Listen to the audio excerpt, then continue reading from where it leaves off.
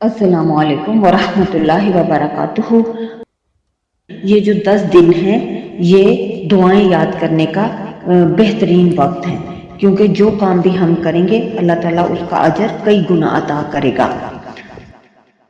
لا الہ الا اللہ وحدہ لا شریک لہ، لہ الملک ولہ الحمد وہو علی کل شیء قدیر، لا حول ولا قوۃ الا باللہ، لا الہ الا اللہ ولا نعبد الا ایاہ، لہ النعمۃ وَلَهُ الْفَضْلُ وَلَهُ الثَّنَاءُ الْحَسَنُ، لَا إِلَٰهَ إِلَّا اللَّهُ مُخْلِصِينَ لَهُ الدِّينَ وَلَوْ كَرِهَ الْكَافِرُونَ۔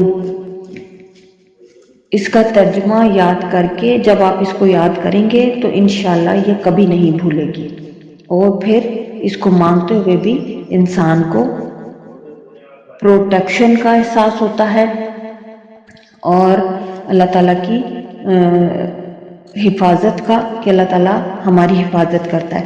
اب آپ دیکھیں کہ جب ہم آیت الکرسی پڑھتے ہیں تو اللہ تعالیٰ ہماری حفاظت کے لیے فرشتہ مقرر کر دیتا ہے۔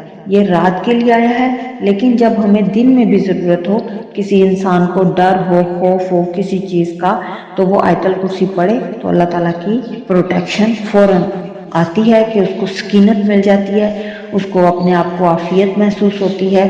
تو اللہ تعالیٰ کی جتنی بھی دعائیں نبی صلی اللہ علیہ وسلم کے ذریعے ہم تک پہنچی ہیں تو وہ بالکل جامع دعائیں ہیں، ان کو یاد کیجئے اور اپنی زندگیوں میں شامل کیجئے۔ سبحانک اللہم وبحمدک، اشہد ان لا الہ الا انت، استغفرک واتوب الیک۔ السلام علیکم ورحمۃ اللہ وبرکاتہ۔